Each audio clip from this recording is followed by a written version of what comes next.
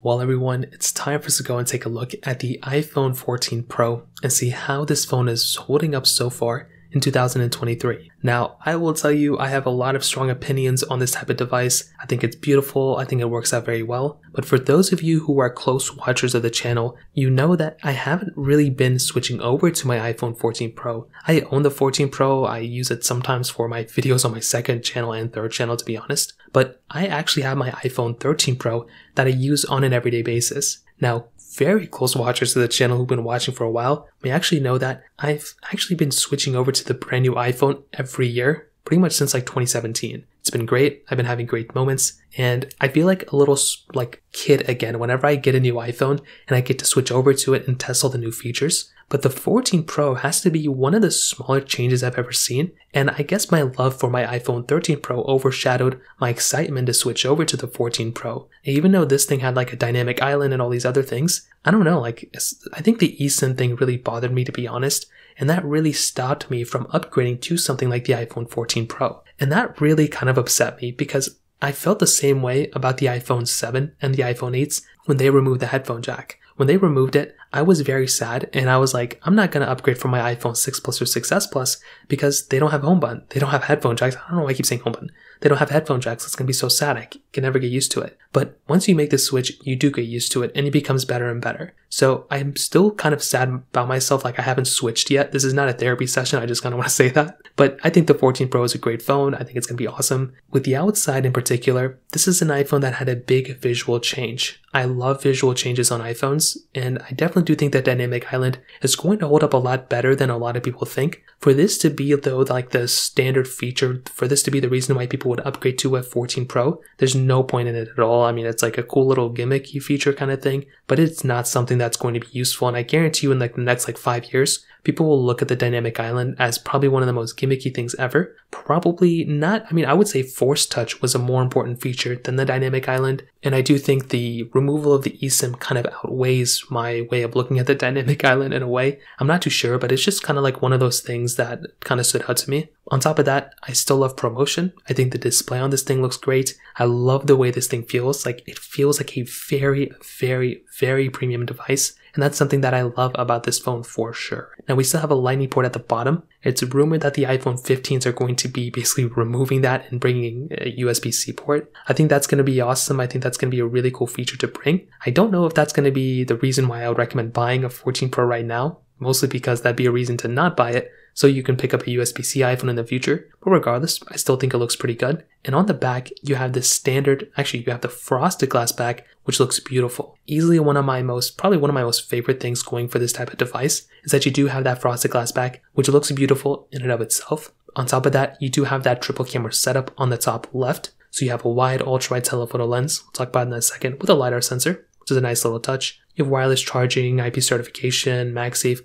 capability too. So there's a lot of cool stuff here. I'm really happy with the way Apple made this phone, but there's always just been something why, again, I'm just like, I guess they made the iPhone 13 Pro so good that making the 14 Pro, it was almost like an S-year type of upgrade with a visual change. I feel like the iPhone 10 to the iPhone XS is the closest thing we've gotten to like how I feel about the 13 Pro to the 14 Pro. So take it as you will. It's a great phone. If you have an iPhone 11 or an iPhone 11 Pro, going up to one of these phones is definitely going to be giving you a pretty decent experience. Take it as you will, but that's kind of how I see both these devices, or just this phone in 2023 right now on the exterior. The camera side of things, we are getting, like I said, a triple camera setup. So we're getting a 48 megapixel wide angle lens, 12 megapixel telephoto lens, and then a 12 megapixel ultra-wide camera. And on the front, you're getting a 12 megapixel wide angle camera. Now, I think these cameras are very, very good. They're solid cameras for sure. You're getting 4K at 60 on the back, 4K at 60 on the front. We're kind of used to it by now. You're getting some new additions with the cinematic mode camera, which has always been nice. And I definitely do think this is a very good camera. There's really not too much to complain about here. And at the end of the day, when you're getting a phone like the iPhone's, the latest iPhone, you're going to be getting one of the best cameras of that year. Funny enough, we did have that camera problem where the camera would rattle constantly. I'm really happy Apple was actually able to fix that thing at fairly decent timing. So that was something that was very important. However, I would say that in this day and age, Samsung cameras have been outperforming the iPhone cameras for probably the last 2 years, at least in the 2-year mark. And I kind of think right now, a phone like the iPhone 14 Pro camera, I mean, it's still very good, but is it better than a Samsung Galaxy S23 camera? Probably not. Is it better than a Z Fold 4 camera? Yeah, probably. But I don't know. I kind of look at the iPhone 14 Pro and I do think Apple has some ways to kind of improve here. And I think they're going to need to do more than just kind of like adding some extra software features. They're really going to have to focus in how they can bring in 8K, how they can bring in some more sensors or something like that. Do something different. They've been doing the same thing probably for the last 2 to 3 iPhones, to be honest.